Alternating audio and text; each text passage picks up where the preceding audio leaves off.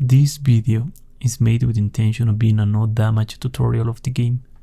Feel free to use any of these strategies used in this video, but listen carefully before you can perform them successfully.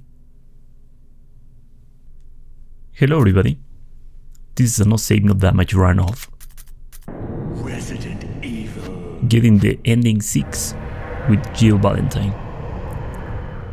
So the endings have some different definition on this game, because this ending is also known as the bad ending too. But I will just use the definition that the game gives the endings on the gallery part of the menu. And right there it says ending 6, so let's go with that.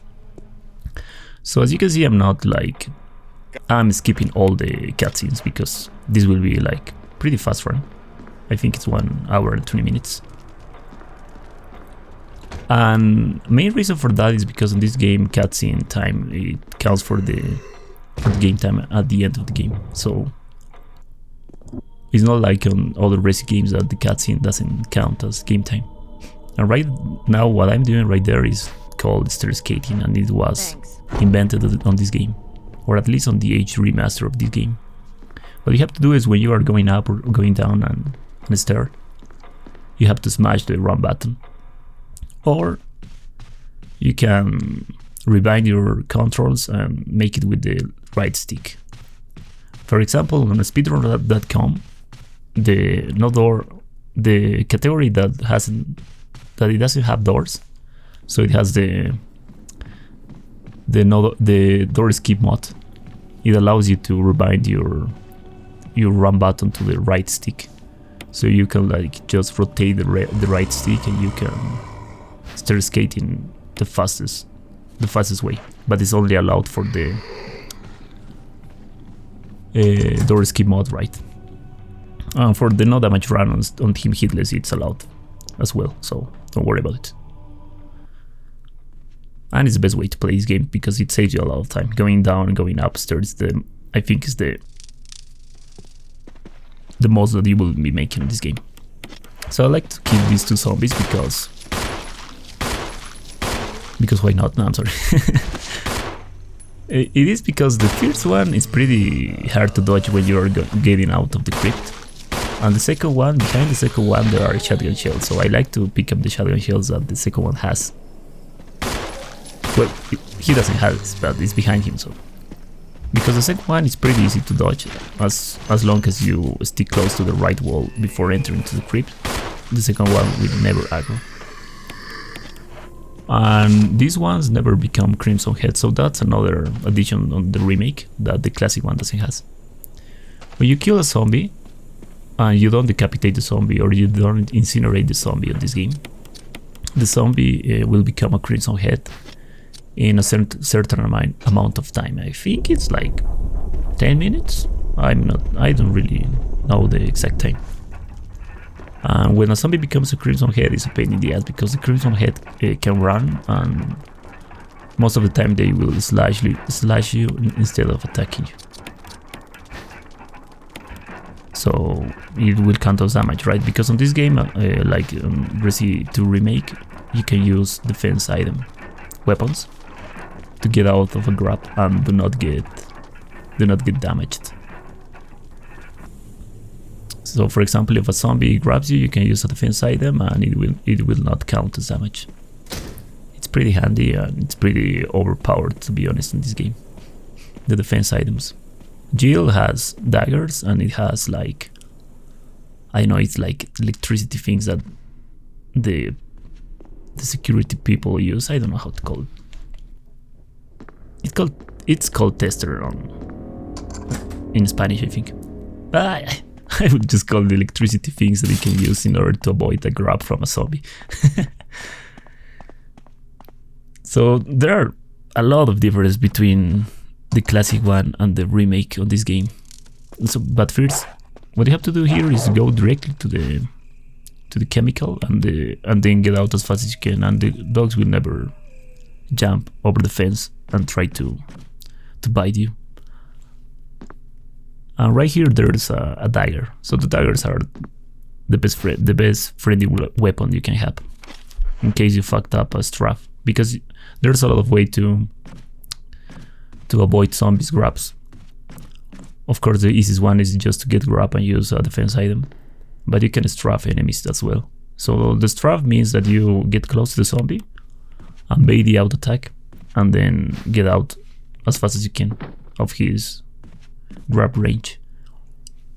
And that leads me to one of the differences of the game between this one and the classic, and that is that you can use alternate controls on this game. You can use the classic ones as well. And the only thing that the alternate control is that you can use the left stick as a movement as well. And this zombie will always be decapitated as long as you aim up.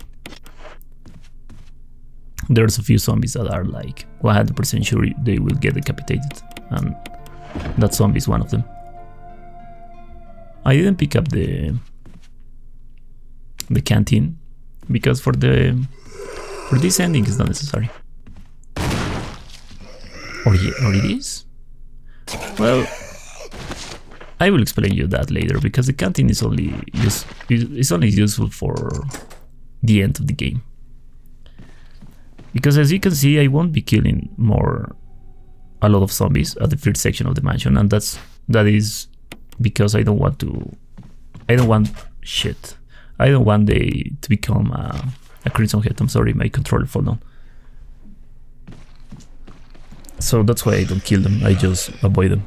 It's the best way you can do, because if you kill them you will have to or decapitate them or incinerate them. Because if you don't do that, they will become Crimson Head, as I told you before. So the best way is just avoid them or use a defense item. So the difference between the controllers is that you can use the left stick as a movement, but it's very different, unlike on the director's cut of the classic one, right? On the DualShock version, that you were able to use the left stick. But first, you equip the shotgun, then use the dog whistle and go right to this corner and wait for the dog. When the dog appears, shoot, and then go to the dog and then shoot him again, and then pick up the collar and get out as fast as you can. 90% of the time the collar will be like really close to you when you kill the dog, because the dog will always die on 2 shotgun shells. But the other 10% the collar will be like far away. And if that happens, you can go up, pick it up, but you will take the risk that the second dog can grab you, because there's a second dog on that room. The safest way you can do that is, like, if the collar is really far away, just reset the room, get out and re-enter, and the second dog will restart the aggro as well. That's one thing, it's like similar to almost every Resi game, or almost every classic Resi game, that if you reset the room, you will reset the aggro of the enemies. I'm not really sure if you can reset the HP values of the enemies, because on the Resi 1 Classic you reset the HP values if you reset a room as well. But I'm not 100% sure if that happens here. I never tested because I never see it useful, at least not for Jill. So I'm not 100% sure. So on the tank movement, so the alternate controls again, because I wasn't able to explain you fully that, is that the D-pad remains as a tank control, but you are able to move your character with the left stick, but the left stick, it moves you faster, so you are able to make like a really fast movements or fast curves or fast 360 movements with the left stick. And it's pretty useful for speed runs and for no damage runs or whatever challenge run you want to make.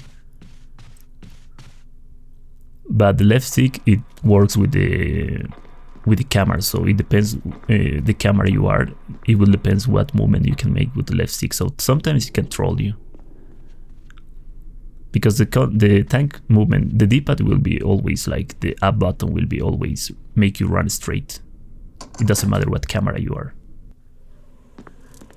So for speedruns and for no damage runs, challenge runs, best things you can do is like use both of them.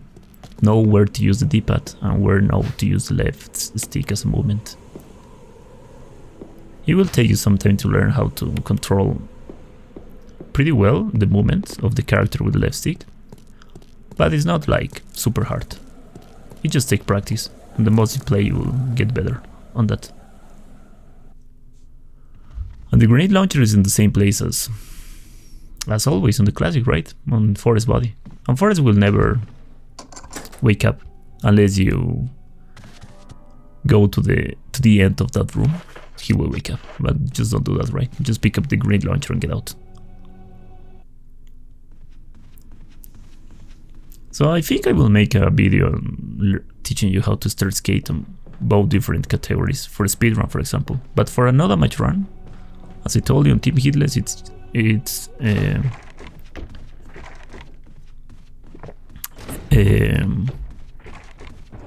not forbidden to rebind your right stick to start skating, but just that, right? You cannot rebind anything else.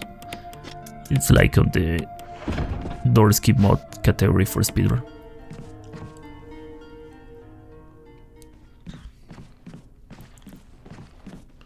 So for this zombie, sometimes if you are stick close to the right wall, he will like stick close to the left wall on that camera, and you will be able to just dodge him pretty easily.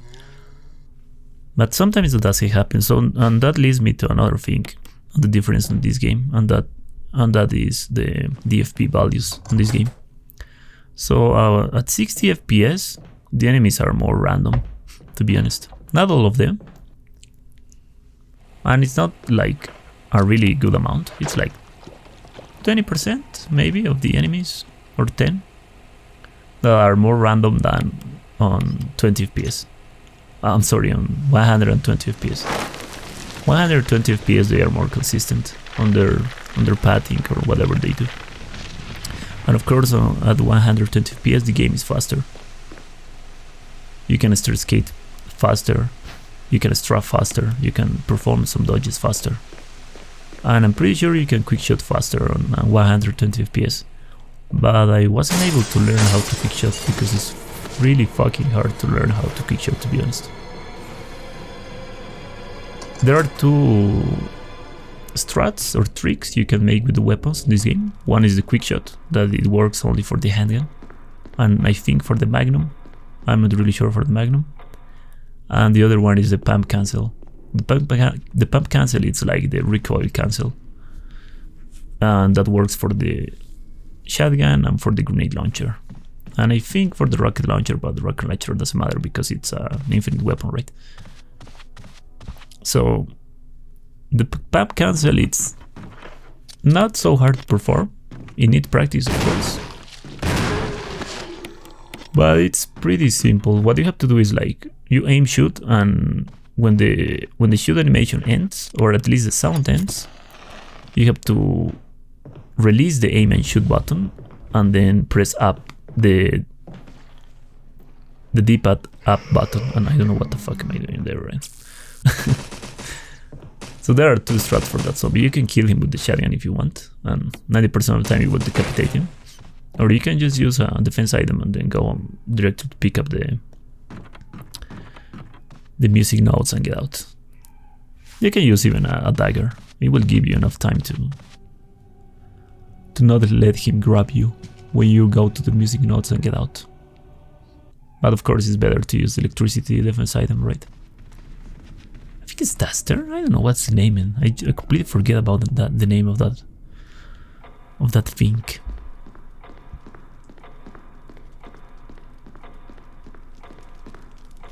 And right here, do not forget to pick up the shield emblem, or you will have to go back and dodge this zombie again.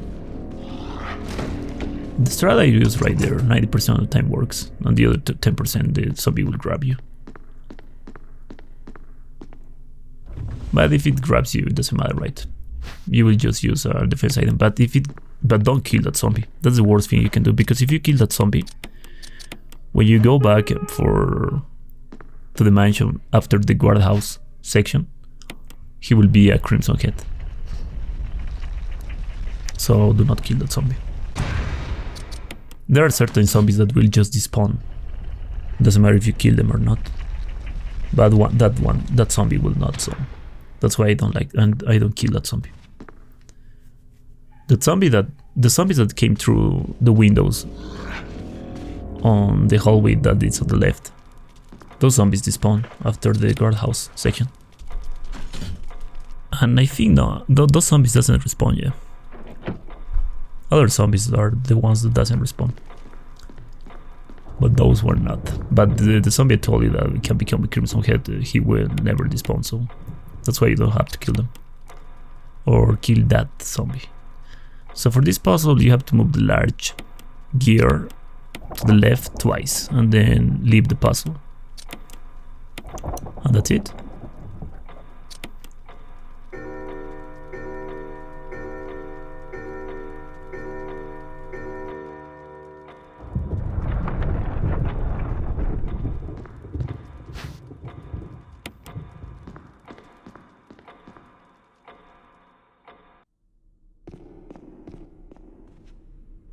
So there are two different kind of shotguns on this game,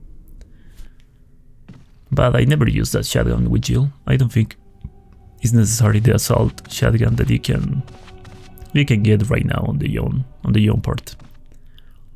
I just skip that part. I don't see like a weapon necessary.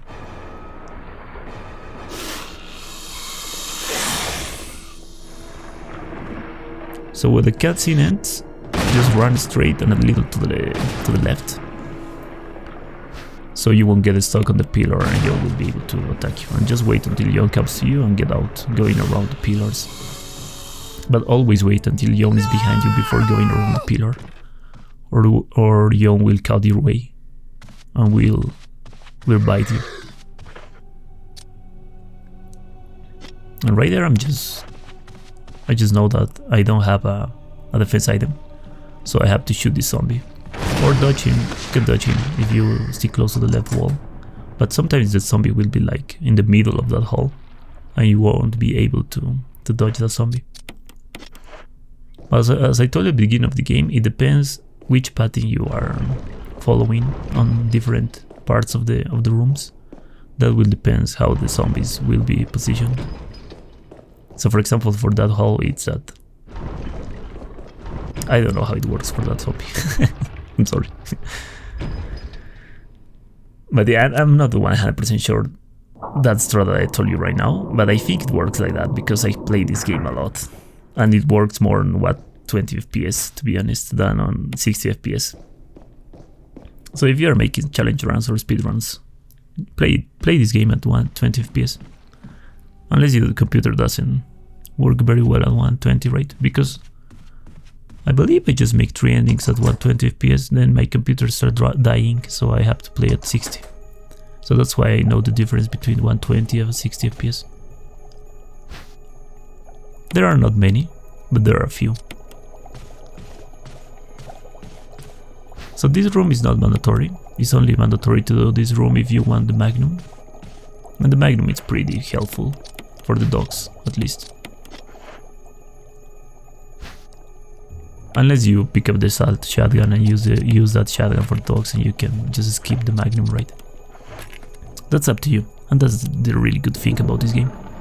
You can like change that drastically, your routing and your pathing, and pick the weapons that you want, and skip some others, or do some different things to maybe make the run faster, or make it slower, or make it safer. So for the Crimson Head that comes right now, is the first boss of the game.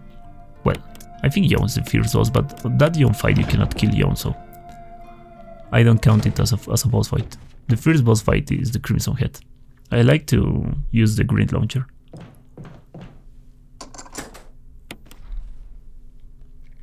So the main difference between the hard difficulty and real survivor are only that on the hard difficulty you have auto aim and the item boxes are linked. And one door that you pass through you can pass always, but that doesn't matter for gameplay, right? So those are the only two differences, because the amount of enemies and HP values and everything are the same on real survivor than are on hard difficulty. But because the item boxes are linked, I'm able to pick up or bring the grenade launcher with me to this part. On real survivor I won't be able to do that because I need the grenade launcher later on the mansion. So I'm pretty sure that for Real Survivor I will use the assault shotgun for the Crimson Head. Or at least it will be mandatory to use it.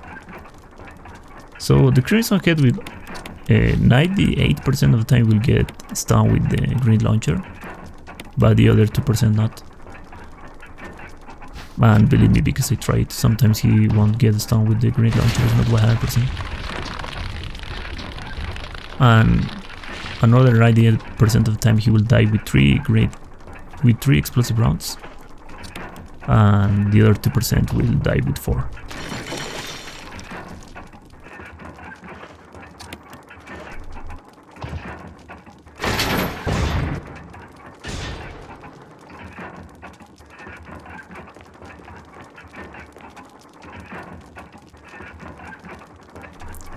So on the cutscene, Jill will always take space between you and the Crimson Head, so it's not necessary to like take space, so you just equip the grenade launcher as soon as the cutscene ends and aim and shoot. So as I told you, 98% of the time the Crimson Head will get stunned with the explosive round, but the other 2% it won't. So if the Crimson Head doesn't get stunned, just keep shooting, it will give you enough time. This time was the time that it takes 4 explosive rounds to kill the Crimson Head. On my next rounds I like to bring the shotgun here, so I can just use 3 explosive rounds and finish the Crimson Head with a shotgun shell. That's the best thing you can do. But yeah, just take advantage of the item box linked on hard difficulty, so you can use like different weapons than on Real Survivor.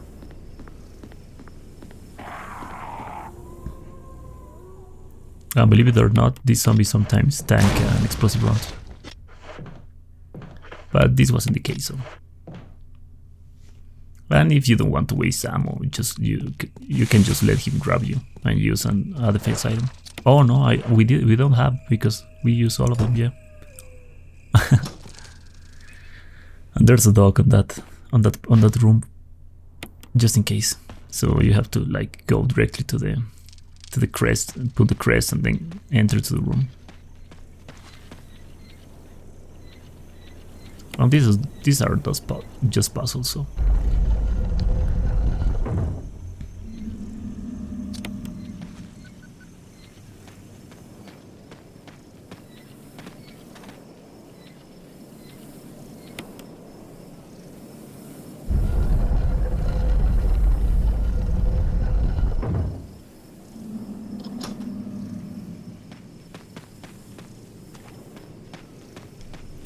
So this part is not mandatory if you don't want to pick up the Magnum. It's only mandatory if you want Magnum, because the Magnum is on the grapes. And the reason I enter walking is because I don't want to aggro the crows. Because you can run in the entirety of this room or this section. But if you fucked up a little your pathing, you will aggro the crows, and the crows will start flying and then will attack you, and GG.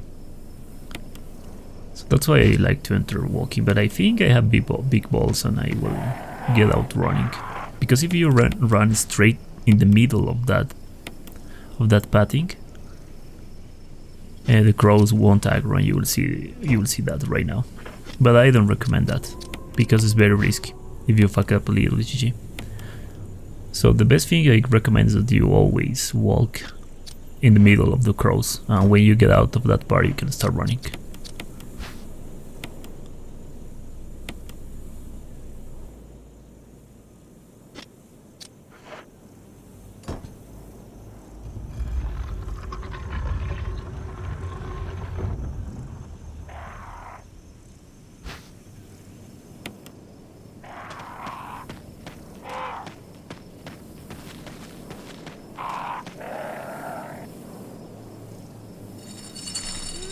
So on Resident Evil Remake there's a new enemy, and her name is Lisa. Lisa doesn't exist on the Resident Evil 1 Classic. It's a really good character, and it has a really sad story as well.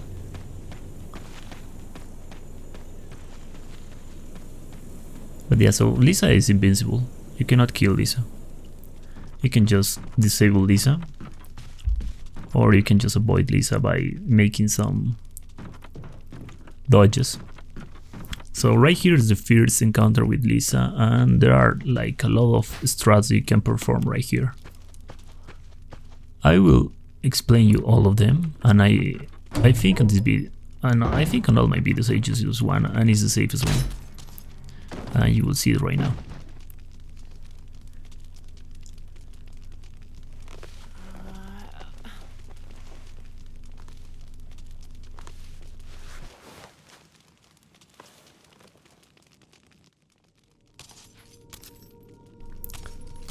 Oh yeah, and by the way, there are some cutscenes you cannot skip, and this is one of them.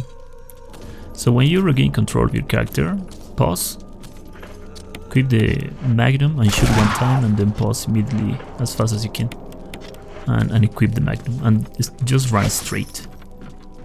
And as soon as you get close to the wall, then rotate a little and get out. Sometimes Lisa will try to attack you like she did right now, but she won't be able to hit you because you are like very close to the wall, and she doesn't have enough space to hit you. And be careful about these zombies, of course. And you will be just able to get out of Lisa's room. So there are 3 strats or 4, I think. So that one I just performed is the safest one, and it's the best you can use because you just use 1 magnum bullet. There's another one that you need 3 magnum bullets, and it's pretty similar to that one with just some exceptions that you don't have to be really close to the wall after you shoot the 3rd magnum bullet.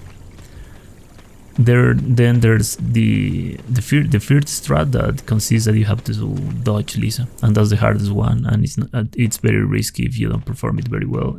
Lisa will just hit you. The dodge is like you have to walk a little straight and then press the left D-pad button. So when this cutscene ends, aim and shoot with the magnum and then start walking backwards. And then aim and wait until the dog comes to you, or appears in the camera, not comes to you.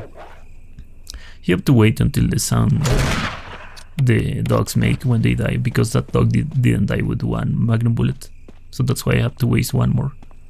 Most of the time they will always die with just 1 magnum bullet, but sometimes a dog can take 2 magnum bullets, and sometimes you can even kill 2 dogs with just 1 magnum bullet, because it has piercing properties. So you can like kill multiple enemies with just 1 magnum bullet. But it rarely happens. I don't know if it happens on one of my runs. It happens on one of my practice, of course, but or attempt, but I don't know if one run I fully completed. It happens, but it can happen.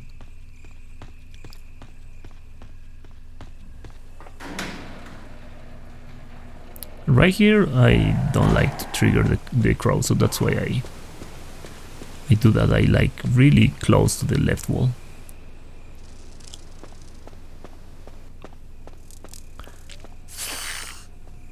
And this, I don't know if these snakes can bite you, to be honest.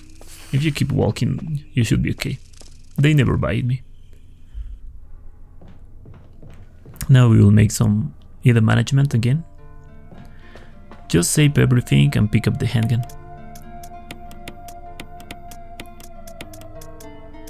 So the reason we just need a handgun on this part is because we will just kill 2 sharks. We don't need to kill anything else. So the strat on this room, it's 100% consistent on 120 FPS, or at least 90% consistent, if you do what I did.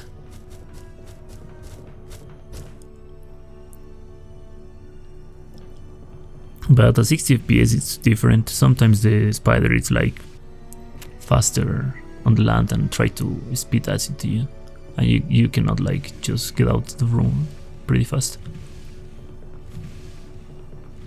But just make the room the fastest as you can and you will be good. Sometimes even the spider will like will land on the floor and then start crawling to the wall again, and of course won't be able to attack you, because if a spider is on the wall, the spider cannot attack you. He can throw you acid if he's on the ceiling, but not if he's on the wall.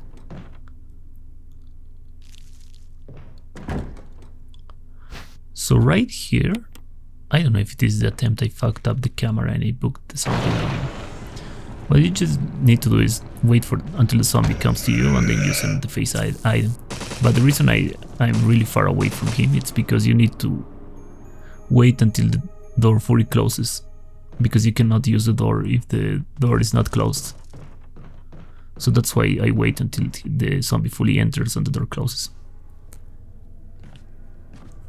So there's one bug in that room, and it happened to me one time. If you constantly change the camera on that room after you pick up the key, the zombie will never come to you, or will never enter the room.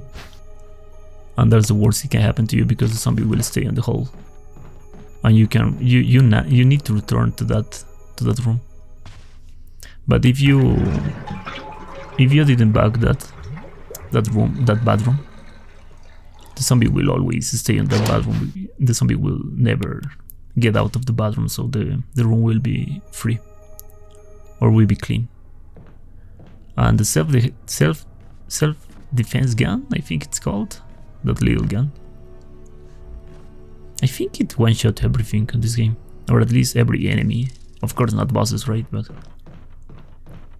I just use it for the sharks. It's pretty handy, and you will see why.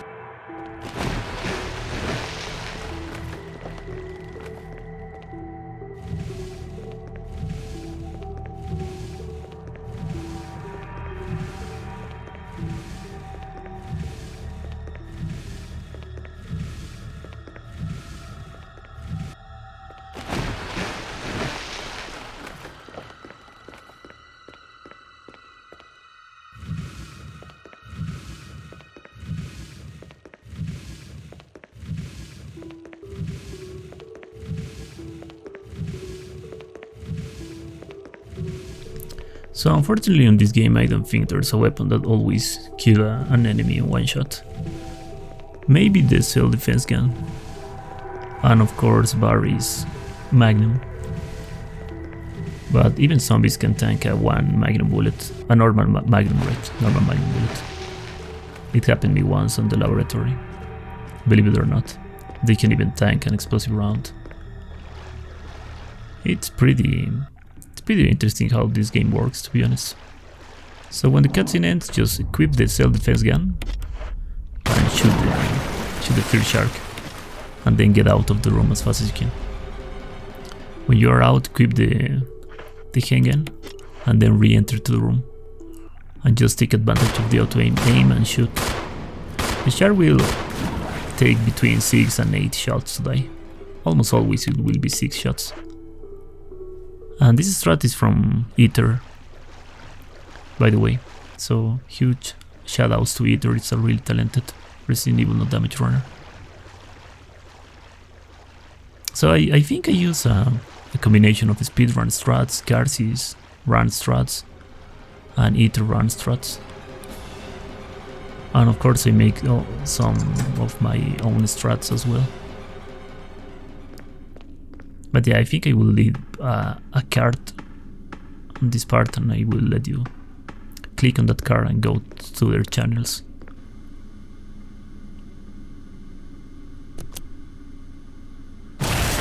So as you can see, this part is completely different, unlike the classic. It's scarier, and it's better, to be honest. So what you have to do is go to this panel, use it, and then go to this panel, use it. Then it will close to the middle. It will say that you need oil pressure. You go to the oil pressure, and this is random. can be number 1, number 2, number 3. The exact number is on the table that is behind you, or on the left of the ladder.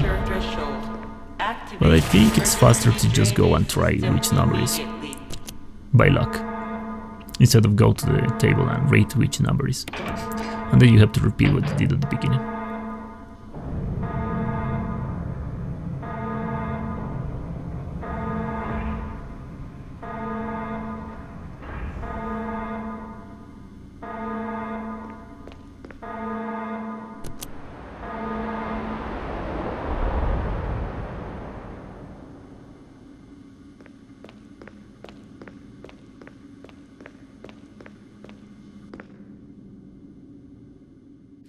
So I make the 6 endings of Jill on hard difficulty.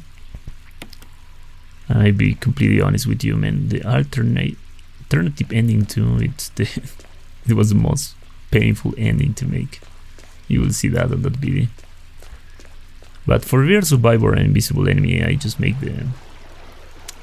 this ending that is the bad ending to, or I like to call it the worst ending and the best ending. For each character, right? So for Jill is 2 endings, and for Chris is 2 as well. For Real Survivor and for Invisible Enemy.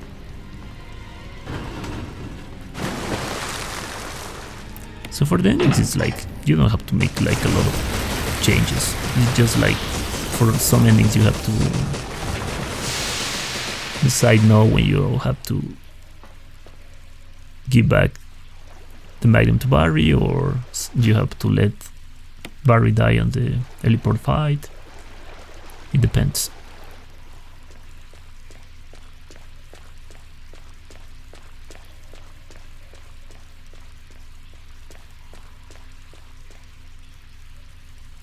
So we won't be killing the Plant 42. There's an strat that I saw on Eater's video that you can kill the Plant 42 with the handgun, and he even told me that it's the best way to deal with the Plant 42 if you don't want to make the B-jolt.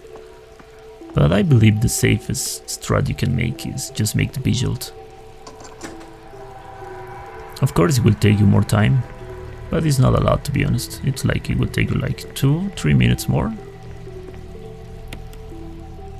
And if you don't fight the Plant 42, of course. So yeah, my recommendation is just to make the B-jolt. Don't make it harder. No need for that.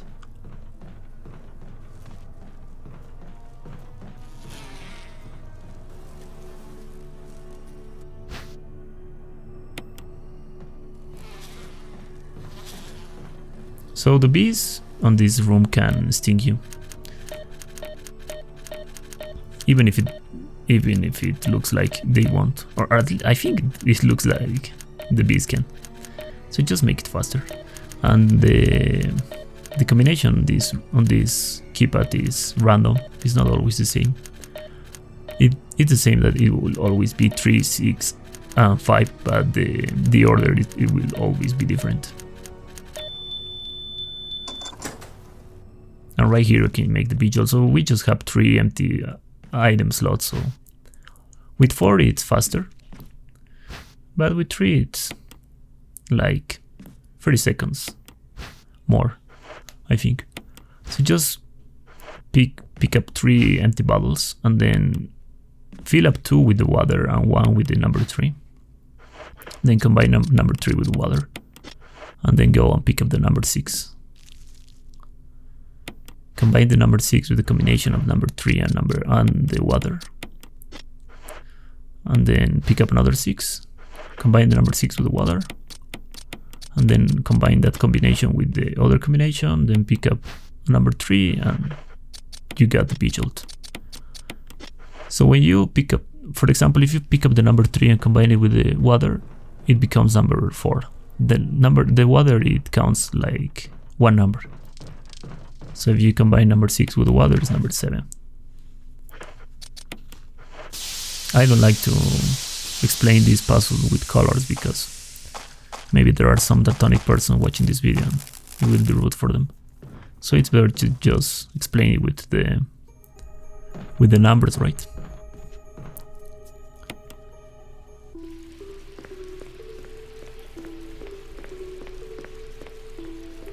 So on the classic I never used Vigil with Jill, because on the classic you have the flame rounds. And on the remake with the flame rounds, the Plant 42 die with 3 as well, but unfortunately there are not flame rounds that you can pick up before the Plant 42. And I think in the entirety of the game, no, you can pick up laboratory flame rounds, yeah. But before the Plant 42 is not possible. So that's why I don't use the flame rounds, I just use Vigil. And sorry, there's my neighbor dogs, it's always barking if you've heard those. The dog barking.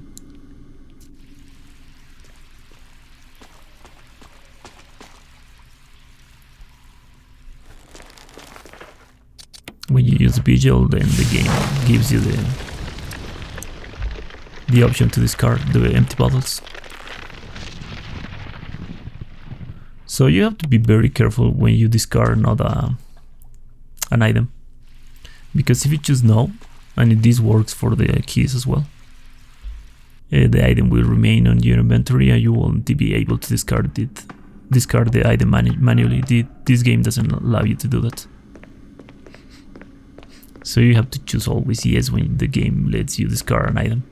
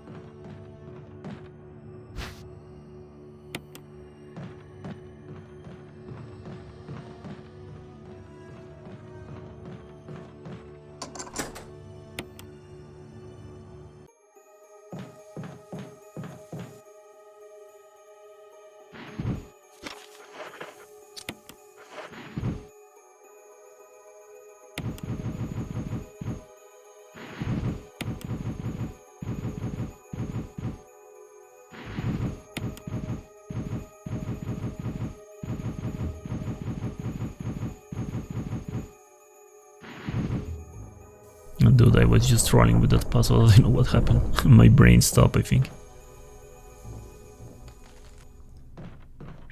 So right here is the mansion keys. Now you have to backtrack to the mansion. But there will be dogs. And there will be snakes. The snakes is the worst part. The snakes are really fucking annoying on this game. I think I lost like the 50% of the runs on the snakes, and the other 50% of the runs I lost it on Chimeras on the last Tyrant maybe.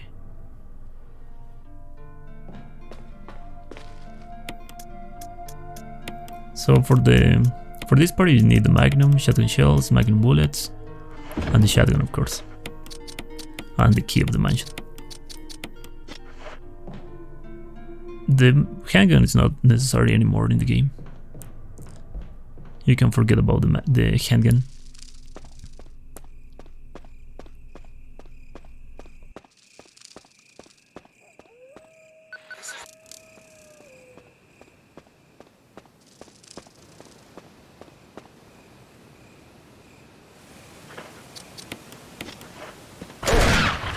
Oh yeah, I'm sorry, I forgot. So as soon as you enter the room, just aim and shoot and keep aiming. The second dog will come to you always and then shoot. So that dog will sometimes jump. If it jumps, and of course not close to you, just wait until the dog lands to the floor and then shoot. This part just run straight, and as soon as you get this corner, stop, equip the shotgun, aim and shoot. And then bait the others. Wait, what the fuck am I doing? So that strat is pretty sketchy, man. I don't really recommend that strat. What you have to do is, after you kill the first snake on the corner, just bait the other two snakes that jump on the right. and just aim down and shoot. So you have to bait them. You have to bait the jump by getting away from them and then get close to them and then aim down and shoot. And there's a third one where we'll jump, of course, and as well, and you have to bait the snake. That's the safest strat.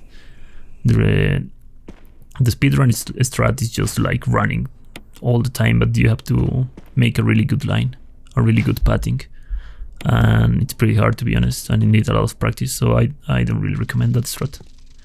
The best strat is just kill the snakes. You don't have to kill the snakes that are behind you like I did. I think it happened because of the auto aim. And this hunter just skip the hunter. For this hunter, stick close to the wall, stand up right there and keep the magnum. Sometimes the hunter won't die, like this occasion, so just keep the shotgun, terminate the hunter with the shotgun. And for the next hunter, the same. The hunter lands, shoot him one shotgun shell, and terminate the hunter with the shotgun if he doesn't die. But the hunter died. The hunter makes a particular sound when they are dead. If they don't make that sound, it means they are, if they still have an HP. So things happen really fucking fast in this part. Maybe I didn't have the chance to explain very well everything.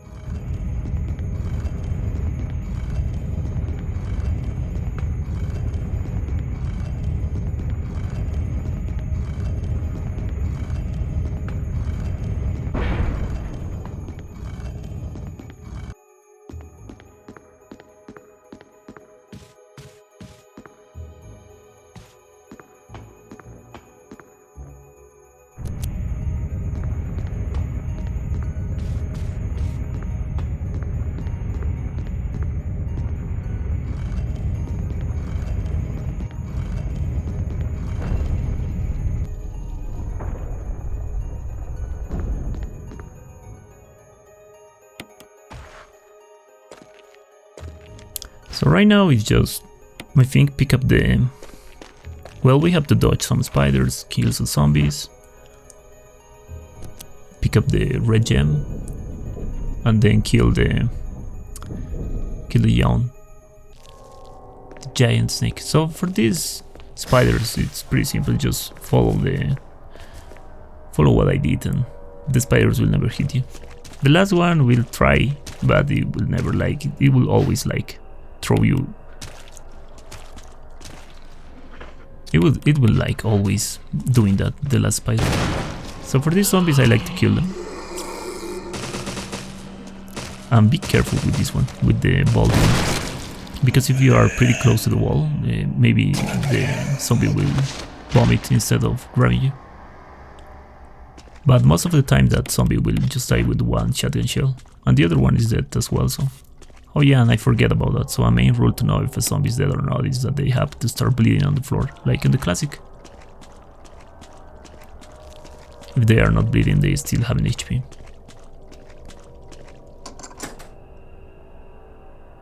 And there's one zombie right here as well.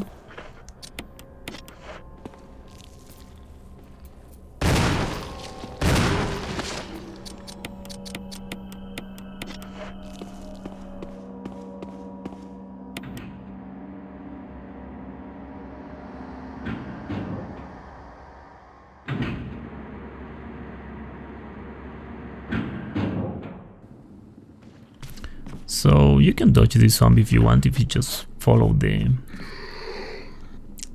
corner that is on your left. But I like to be certain where the zombie is, because the dodge, it works like 99% of the time. But one time it doesn't work for me, so that's why I decided to stop doing it and just do what I did right now.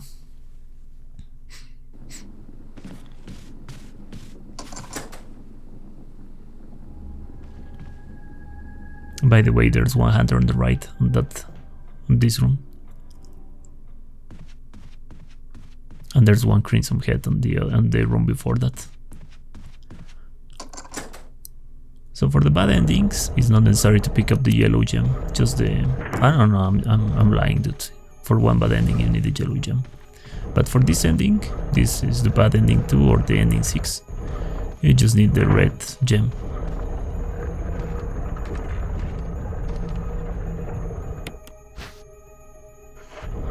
And if you don't pick up the yellow gem, the hunters on the room below or the hall below, this hallway, won't trigger. Right now you need the grenade launcher with acid rounds, not explosive rounds. The battery, the red gem, and the crank. I really recommend that you have the shotgun as well, in case you fucked up the Yawn fight, because it can happen. So I'm pretty sure on my next videos I'm with the grenade launcher with acid rounds and with the shotgun reloaded as well.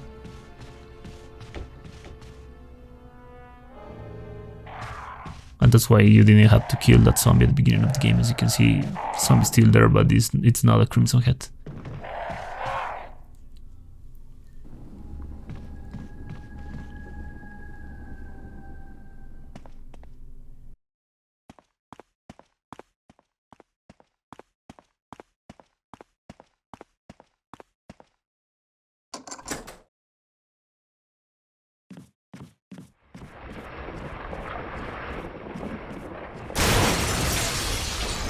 So this is the fight. It's pretty simple if you learn the pump cancel. Just equip the grenade and then shoot him 3 times while you pump cancel, and then go down the ladder.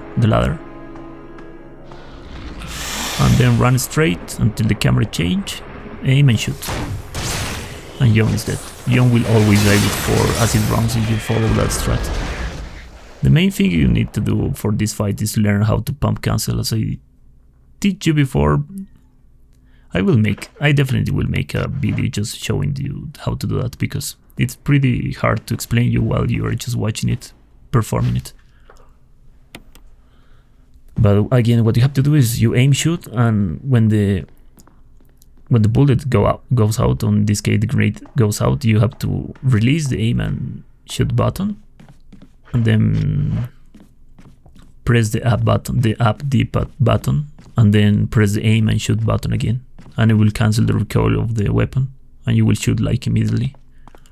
It's not a quick shot. The quick shot it's another strat. It's a pump cancel, a recoil cancel.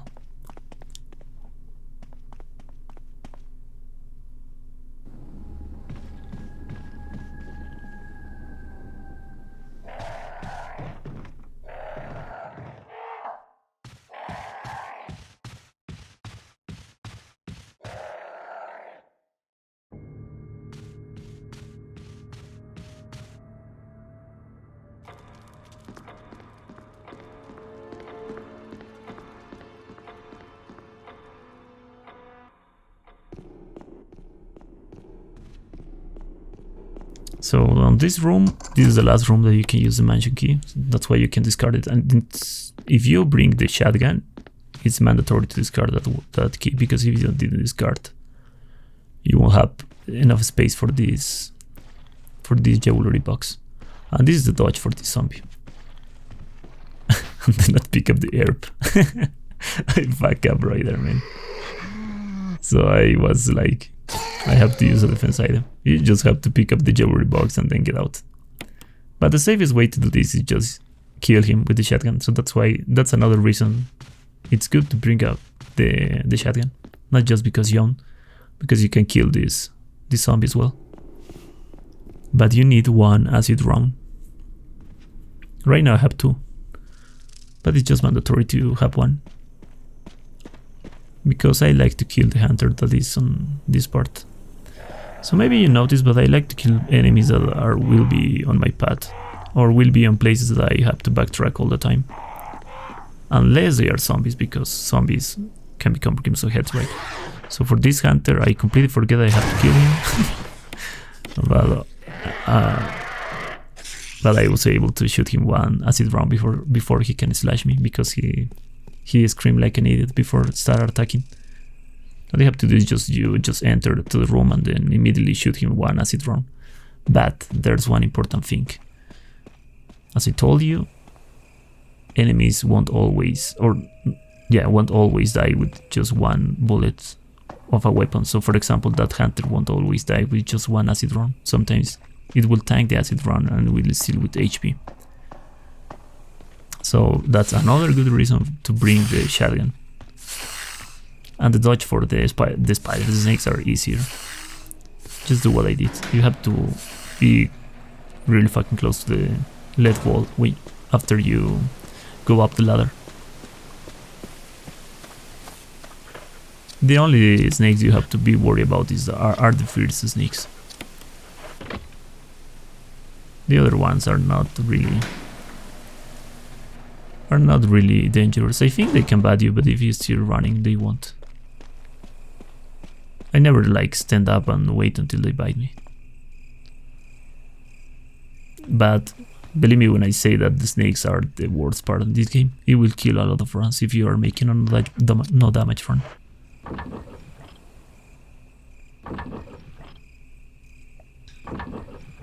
So I don't know if I explained you, but unfortunately in this... yeah, I think I explained you, but unfortunately in this game, if you are full HP, you can use a healing item. It's not like the game won't let you use it. So it's pretty hard to know if you get damaged or not by something very simple like a bee sting, for example.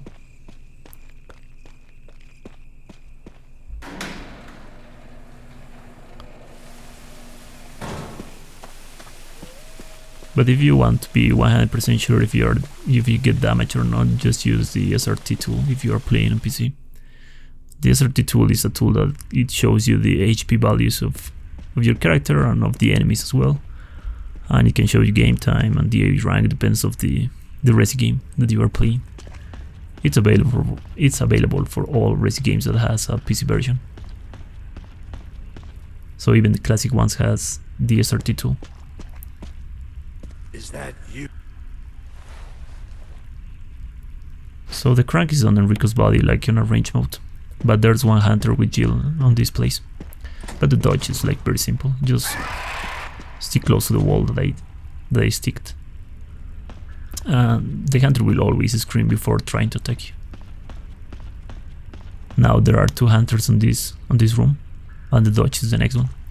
You stick close to the left wall, and then just make curve when the hunter tries to jump. Just make the curve as soon as the game lets you make the curve, because the wall, you will like get close to the wall, right? But at some point you will be able to make the curve, and the hunter will never be able to attack you. But you have to get close to the left wall, or the other hunter can slash you. For the Black Tiger fight, you just need 4? I think it's 4 magnum bullets. Black Tiger is another run ender, to be honest. And this puzzle, it's pretty annoying when you are learning. I think I will do it pretty slow right now, and on my last runs I will do it a little faster. It just takes practice.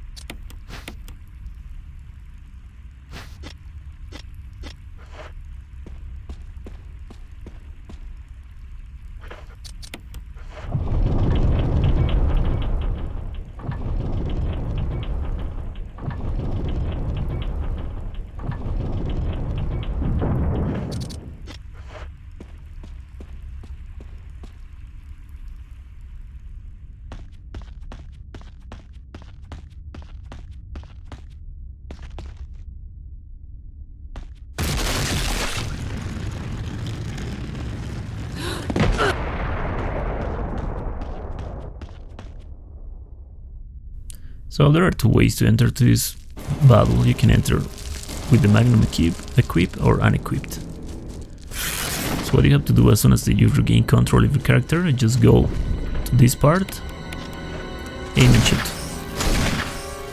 4 times, and the black tiger is dead. But the strat is not 100% consistent, because sometimes when you're making that curve, because that curve consists with the D-pad that you have to press up and right, and maybe you saw it, but I was like going directly to the black tiger first before making the curve.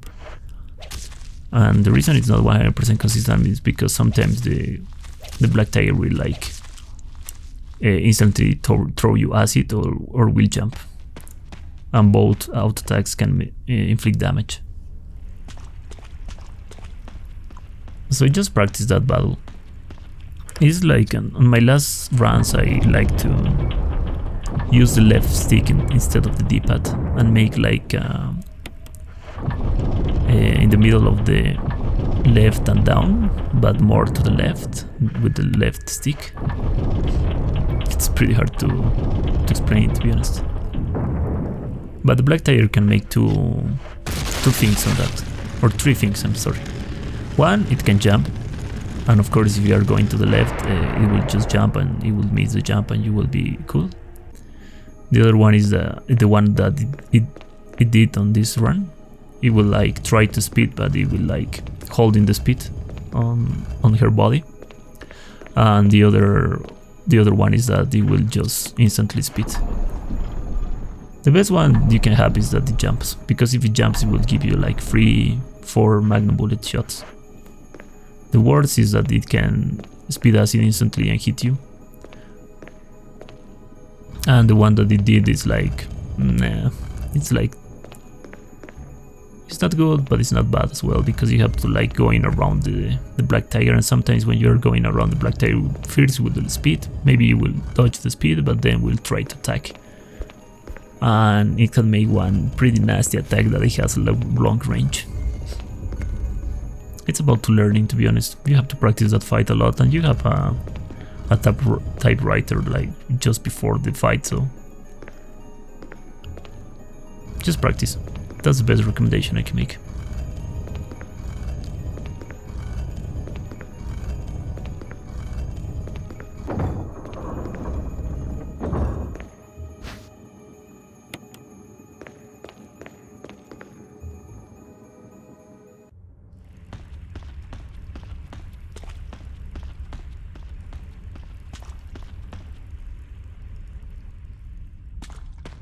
Oh yeah, and after you kill the black tiger, you have to reset the room, and the little spiders will be gone. Because if you don't reset the room, the little spiders will stay there. So that's why I reset the room after I clear the black tiger. So the dodge for the hunters right now is the same the way as we get in. You get out the same way.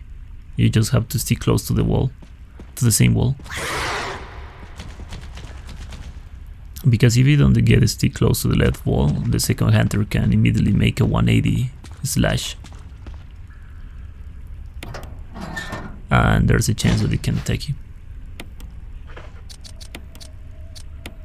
I think I have a lot of practice dodging hunters since the classic one, so that's why maybe it's kinda simple for me.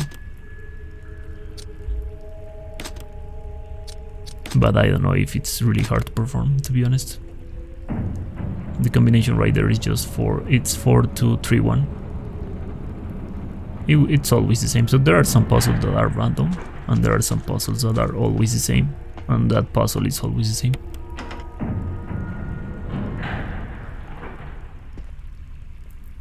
So there is a really cool strat right here in order to avoid Lisa completely. What you have to do is go to the left. You see Lisa appears, just bait until Lisa comes to you a little, and then continue your way.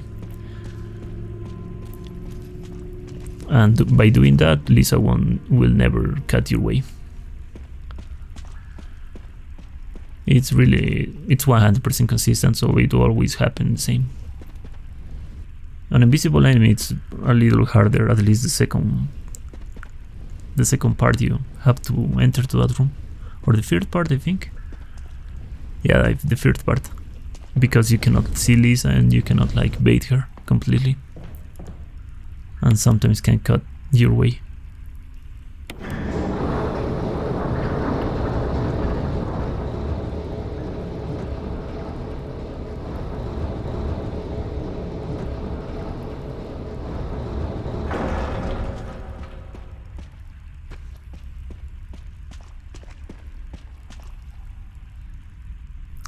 So what you have to do right now is going down, and Lisa will spawn on the left, and then going up and get out.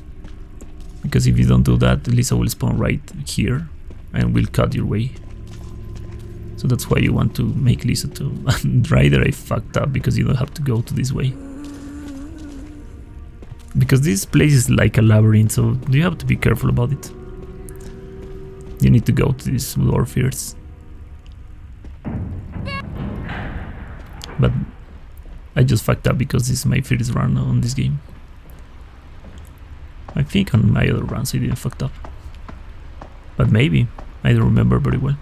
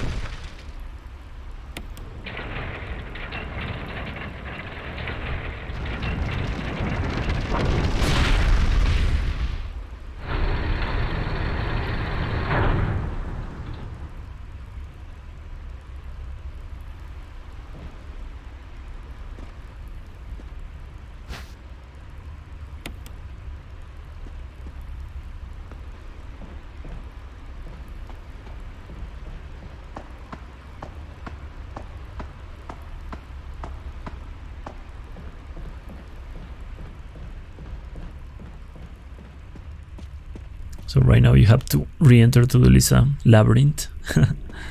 And it's the same. You have to trigger Lisa right here on the left. Wait until it comes to you a little, and then go directly to the pool. Use this. Oh, it's the lever, I think. And then continue away. Go down, and put the broken flamethrower right here and get out. This is 100% consistent again. I don't know if these snakes can bite you. I never like stand up and wait until they bite me. I just keep running. That's the best thing you can do.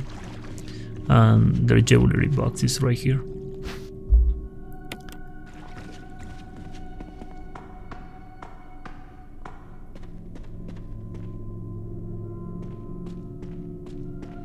And I fucked up again there, because you don't have to go there. Right there are just a green herb and a blue herb.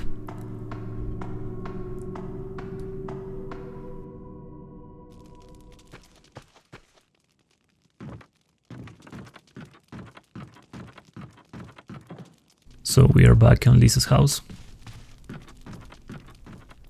And the zombie that we dodged the first time we get out of this house is still there. I'm pretty sure if you kill that zombie before, it will become a crimson head right now, so the best thing you can do is just dodge this zombie twice. And it was really close to me right there. But I think it never grab me. It will always vomit if it's really close to you. But most of the time it will like... It won't be like that. For this part, just run straight. That zombie will always miss the grab.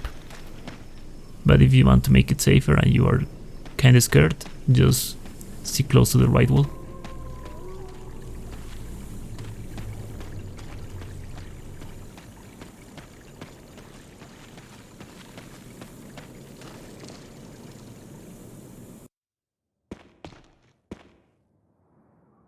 And because we killed the hunter, we now have freeway, so there are no more enemies to worry about.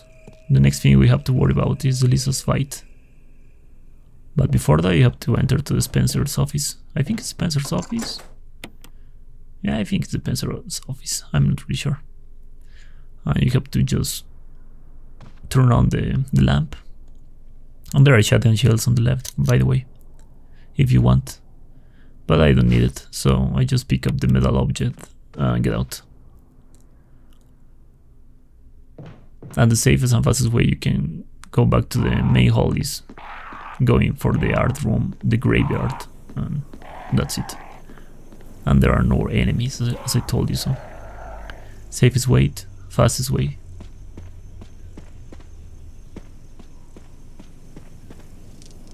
Oh yeah, I completely forget about telling you about this game. On this game, if you are equipped with a weapon, you run slower, and it depends on the weapon. So if you are with the handgun, for example, it's slow, but it's slower with the grenade launcher or the shotgun. So that's the reason I always unequip the weapon I have. This doesn't count with the knife, so with the knife is the same speed. It just counts with fire weapons.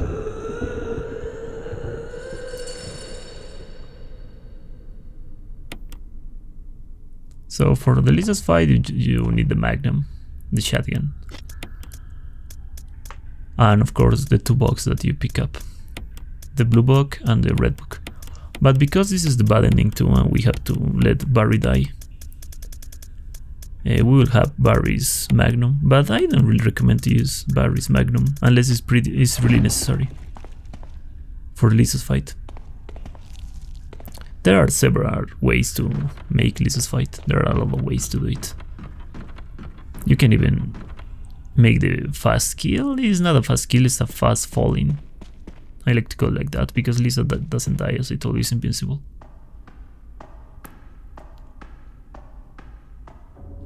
So you just press now, Barry's dead, and go directly to the left stone and start pushing. That dodge always works. Lisa won't like immediately attack you on that part, so don't worry about it. So right now I'm taking advantage that Lisa is not jumping to me, still walking. So I can go directly to the 4 stones, and I have the best RNG that can happen. Right there he jumps, but the stone is gone, so the cutscene triggered, so Lisa is not able to attack me. And when you end pushing the 4 stones, Lisa will just make this jump. And that's the end of the fight. The safest way you can do this fight is if Lisa is really close to you, just start shooting Lisa with the Magnum until Lisa is on the edge of this platform.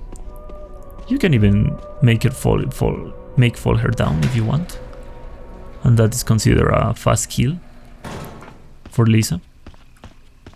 But I like to call it like fast falling. And that's the safest way you can do this fight, right? But I think on my other runs I just make her stay on the edge of the platform, so she is not able to come to me, and just repeat that. But I have the best RNG on this fight, so. And I think it's about getting close to the graveyard in order to make her jump or not. Because I think Lisa only jumps if you are really far away from her.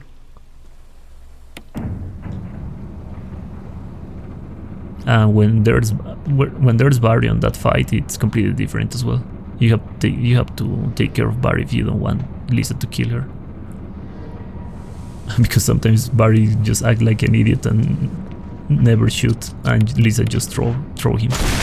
But that's for another ending. So right here, just take advantage of the Magnum from the Barry's Magnum, because it one-shot everything. The second zombie didn't die, so it will become a Crimson Head. But I think I'll be able to just dodge that Crimson Head by luck, because the other 3 zombies that I kill, they are decapitated, so they won't become a Crimson Head. So for any ending, it doesn't matter if it's a bad ending or a good ending, it's mandatory to use the computer and open both doors. It's not like on the classic. And the login is Yawn and the password is Ada, like on the classic. But the second password is different, it's Cell, like from Dragon Ball Z. You can write Mall, like on the classic, and Tofu will speak. It's a really good Easter egg.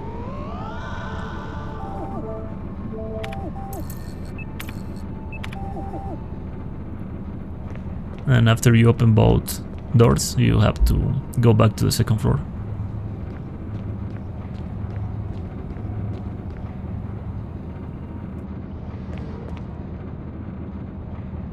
So for this ending, it's not necessary to save Chris, so we don't need demo discs. We just need the laboratory key. The combination right here is 8462. And the laboratory key is right here.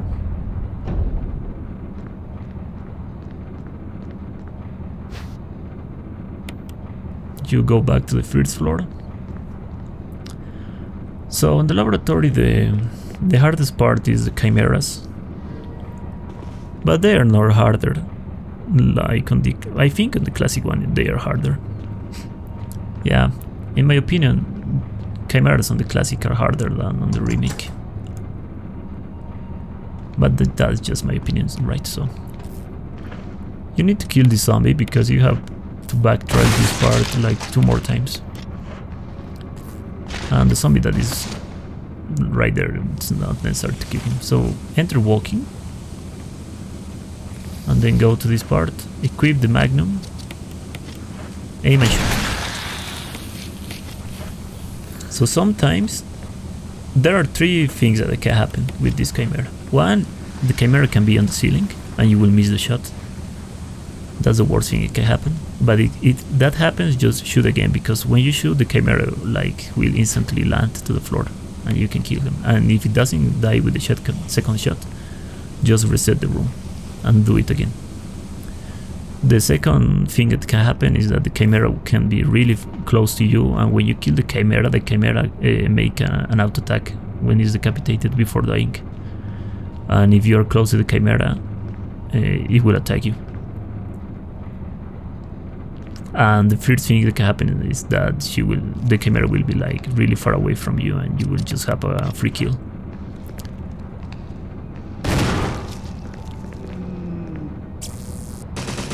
And you need to know if this zombie is completely dead, because you will pick up the nitroglycerin right now, and you don't want him to grab you. So when you are with this item on your inventory, you cannot run, because if you run it will explode and it's game over.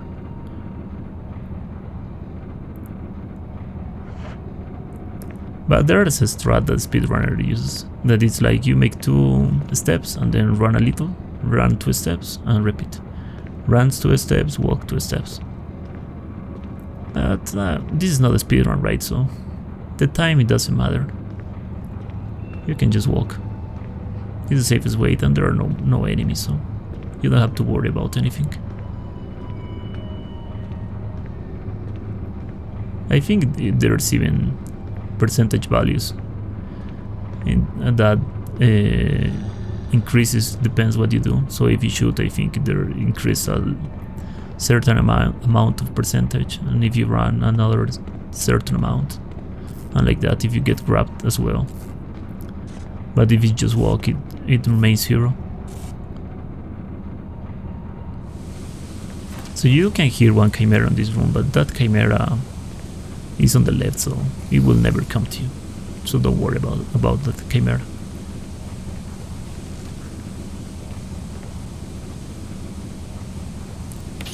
After you use the nitroglycerin, you can get out. And just keep running. The chimera will fall down, but it will never attack you if you keep running and just go directly to the room. Here, run, make a curve to the left, and continue your way and enter to the room as fast as you can. So believe it or not, the dodge is not really hard to perform, and it's not like you have to be, or you have to stick close to a certain wall like in the classic. You can even run straight to the chimera, and the chimera will attack and miss because you keep running and just pass through the chimera. This chimera sometimes like get on your camera and doesn't let you see. But just keep running because I'm making. Yeah, I think I'm 100% sure that chimeras in this game are easier than on the remake. So there are flame rounds on the save room. That is on the right, but it's not necessary because we have Barry's Magnum. And it's pretty funny because Barry's Magnum can one-shot the Tyrant. I didn't know it and I was like, fuck man, this is awesome. So just make sure that you have 1 bullet of Magnum Barry for this part. Wesker! Barry's a disappointment. It's too bad he wasn't much of a poker player. You were behind all of this. Why eliminate stars? Believe it or not, that's Umbrella's intention. So having stars nosing about is an inconvenience. You're just like all the other things. A slave of Umbrella. Smart girl, but I think you misunderstand me. The things you mention are nothing. I'll burn all of them along with this entire laboratory. That will be the end of my connection with Umbrella. What? What are you planning? I want to show you something.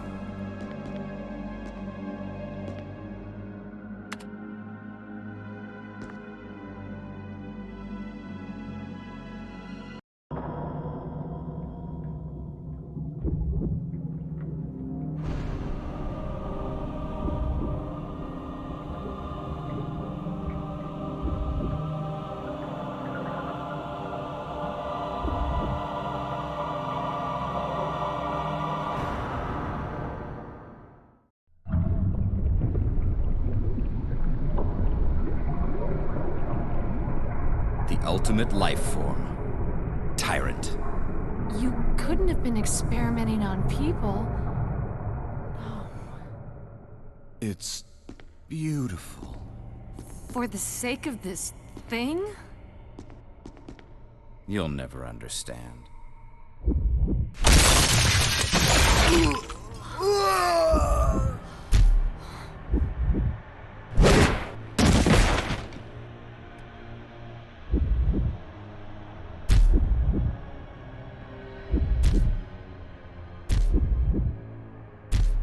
I'll deal with you, freak. So as soon as you regain control of Jill, just quick turn, get close to the machines, aim and shoot. As you can see, the Tyrant's dead with just one shot of Magnum's Barry. Just you pick up the key that Wesker throws and just release the electronic lockdown and get out. So on the bad endings there's always a key that Wesker throws. On the good endings Wesker doesn't die, so there are no key.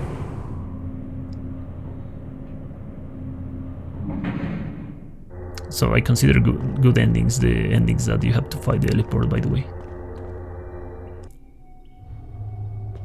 And the best ending is one good ending, right? So just to make sure. So right now the zombie becomes a Crimson Head. But the Crimson Head comes to me to the stairs, so I was stair skating. I was so fast, and the Crimson Head wasn't able to make anything. But I think if you skip the cutscenes on the Tyrant, because you can skip those cutscenes, I just left it because I like those cutscenes. But if you skip those cutscenes, I think the zombie won't become a Crimson Head if you are fast enough on all the padding on the laboratory. But if you want to make just that part safer, just incinerate that zombie if you don't decapitate him.